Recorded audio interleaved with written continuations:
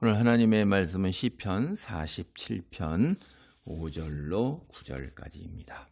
시편 47편 자체가 여호와 하나님께서 왕이시라는 것을 찬양하는 거죠. 근데 이 시의 이제 내용을 다 읽어보면 당연히 그런 얘기면서 또 우리가 이스라엘에서 왕이 즉위할 때 혹은 또는 이 내용상에서 보면 다윗이 하나님의 법궤를 예루살렘으로 옮겼을 때 그때 또 사용되었던 그러한 정황을 우리가 살펴볼 수가 있어요. 47편의 5절로 6절을 보겠습니다. 하나님께서 즐거운 함성 중에 올라가시며 여호와께서 나팔 소리 중에 올라가시도다. 찬송하라, 하나님을 찬송하라, 찬송하라, 우리 왕을 찬송하라. 그러니까 이제 하나님의 그 왕 되심을 기념하는 예배가 이제 여기에서 절정에 달하는 이 단락입니다. 백성들이 다 한 목소리로 힘껏 외치고 찬양하는 거죠. 하나님께서 왕의 그 보좌에 이제 올라가서 앉으시는 거예요. 이게 이제 상징적으로 문학적 표현으로 보면 하나님의 보좌라는 게 이제 하늘에 있는 거죠. 이건 시편 103편 19절에도 이제 그렇게 얘기를 하고 있는데 그 보좌에 앉으실 때 우리가 인간이 상상하는 생각을 해보세요. 발을 얻는 그 받침대, 풋스툴이라고 그러잖아요. 그 받침대 같은 거 이렇게 우리 있단 말이에요.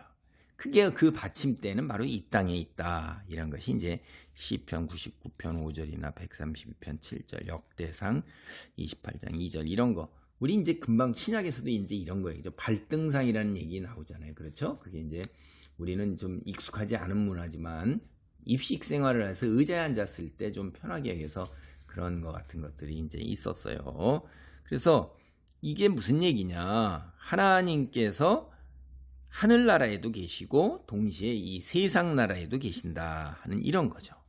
그래서 성전에서 드리는 기념 예배 이런 예배에서는 하나님의 법궤가 이제 성전으로 올라가거나 혹은 하나님의 법궤를 그 고라자손들이 메고 행진할 때 있죠. 이게 이제 하나님이 보좌에 앉은 거하고 이제 같은 걸로 이제 이 세상에서는 받아들였는데 이 악기도 이제 가만히 있는 게 아니죠. 우리가 여러 가지 악기를 앞에서 보면 다 사용한 거를 우리가 알 수가 있어요. 이런 거 할 때. 그런데 세상에서 가장 모든 악기를 동원해서 연주하는 동안에 특별히 이제 양의 뿔로 만든 나팔, 이 나팔이 소리를 낼 때 하나님께서 보좌로 올라가신단 말이에요.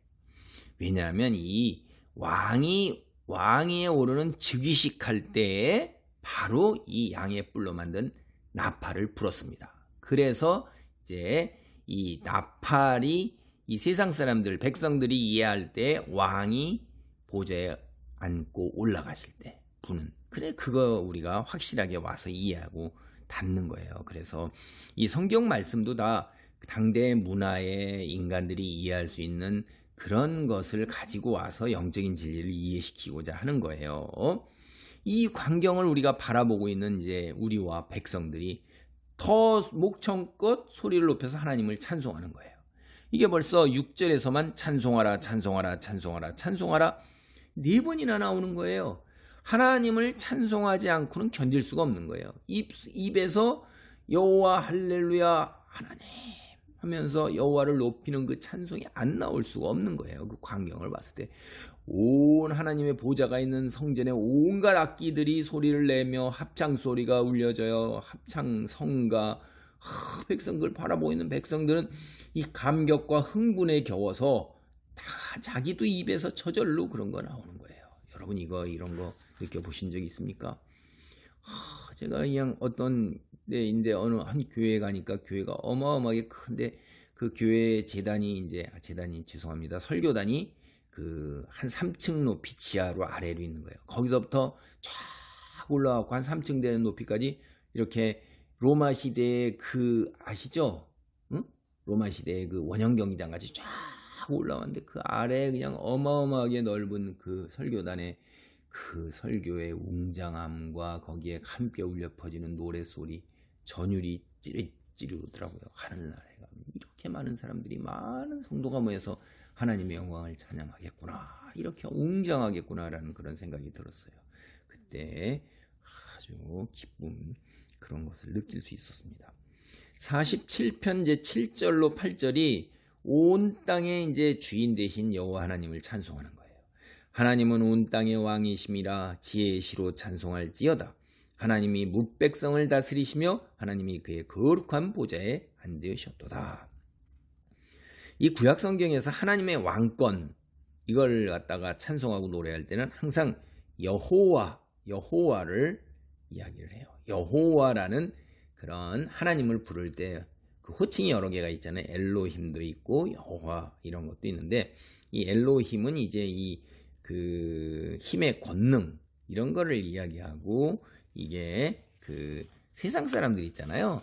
세상 사람들의 신 이렇게 할 때 그 이양이 가나안 이방신들 할 때 엘로힘 뭐 이렇게 같이 그들도 이렇게 그런데 너희가 엘로힘이라고 하는 게 그 너희는 잘못됐다는 얘기예요. 바알이 온 세상의 왕이고 엘로힘이다 신이다 이렇게 하는데 이스라엘과 특별한 관계를 맺으신 여호와 그분만이 엘로힘이다 진짜 이걸 선언하는 거예요. 그러니까 이 가나안 사람들 잘못하면 가난한 사람들 이렇게 되겠네요. 가난한 사람들이 바알이 온 세상의 왕이라고 하는 건 너희 그 익숙하게 그렇게 하고 그 엘로힘이라는 용어를 쓰지 그 용어는 거기에 적합한 게 아니라 여호와 하나님에게만 적합하고 그분이 바로 엘로힘이다 왕이시다 이런 걸 얘기하는 거예요. 그래서 세상 모든 민족의 왕이신 하나님이 보좌에 마침내 앉으셨어요. 이제 막 열광 속에서 하나님을 열렬히 찬양하던 백성들도 마음을 가다듬고 온 땅의 왕이신 하나님을 이제 차분하게 하는 겁니다. 지혜의 시로 주님의 왕.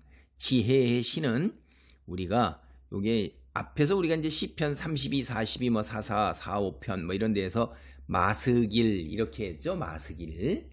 그거를 갖다 여기 지혜의 시로 이렇게 이제 번역하는데 번역했는데 대체로 이제 이게 하나님은 온 땅의 왕이심이라 마스길로 찬송할지어다 이렇게 하면 그렇게 되는 걸 그 지혜시다 이렇게 하는 게 대체적으로 이게 마스길의 의미가 100% 우리 완전하게는 알 수는 없어요. 우리의 부족함이고 전해내는 인간의 한계가 여기서 드러나지만 그러나 교훈을 주기에 제작된 시라는 것이 일반적으로 이제 받아들여지는 얘기예요. 그래서 첫째로 하나님이 온 세상의 왕이심을 찬양하고 선포하라. 그래야 우리와 삶과 예배가 하나님의 왕 되심을 끊임없이 묵상하고 선포해야 한다는 이야기를 하고 또 하나는 서로에게 교훈과 가르침을 줄 수 있는 시로 주님을 찬송하라는 거예요. 이 말 저 말 그냥 주저리주리 중언부언 예수님도 그렇게 기도하지 말라고 그랬잖아요. 중언부언 시간 오래 끌면서 한 말 또 하고 되풀이하고 주저리주리 이게 아니에요. 의미가 있고 교훈이 있는 그러나 거기에 진심이 담겨 있고 그리고 그래서 중언부언 아닌 간략하고 핵심되는 것 이런 찬송으로 하나님의 왕되심을 찬송하면 듣는 사람이나 부르는 사람이나 모두 하나님의 왕되심을 다 깨닫고 하나님께 나오게 되는 거예요. 그래서 하나님의 온 세상의 왕이심을 찬양하고 선포하고 삶과 예배가 하나님의 왕되심을 끊임없이 묵상하고 선포하는 건 우리가 하나님께 드리는 것이고 두 번째 교훈과 가르침을 줄 수 있는 이 노래로 주님을 찬송하라는 건 우리를 위한 거예요. 공동체 구성원을 위한 것입니다. 그래서 하나님은 온 세상 찬양을 받기에 합당하신 분이다. 왜? 주님은 세상 모든 사람을 다스리는 분이시기 때문에 그래요. 그래서 세상 모든 백성을 뜻하는 여기 뭇백성이라고 번역된 거에 이제 이방민족 그 다음에 그까지 끌어들여서 그 이야기를 하고 있는 거예요. 합해서 하나님이 세계 중에서 높임을 받으시라고 하셨으니까 이제 드디어 이 본문에서 이방민족까지 끌어들여서 온 세상에 위대하신 왕 합당한 거룩한 보좌에 앉으신 왕 그분을 열정적으로 우리가 찬양해야 되는 것입니다. 기도합니다. 하나님 감사합니다. 온 세상의 왕이신 하나님 구약 성경에서도 이방 민족도 하나님께서 구원으로 인도하시는 것을 우리가 이렇게 깨닫습니다. 구약 성경의 선민이요 이스라엘의 하나님이었던 것 아버지 하나님이여 뿐만 아니라 넘어서서 이스라엘을 통하여 온 세상에 구원을 선포하고 온 세상 사람 이방인들까지도 하나님의 사람으로 백성으로 아버지 구원에 이르도록 인도하시는 그 계획이 있었음을 봅니다. 아버지 하나님, 오늘날 신약시대를 사는 우리가 구약성경을 통하여 깨닫는 진리, 하나님에 대한 믿음이 더 확고해지는 가운데 각자의 삶의 자리에서 맡겨주신 소명을 온전하게 감당할 수 있도록 은혜를 내리시고 축복하여 주옵소서. 예수님의 이름으로 기도하옵나이다. 아멘.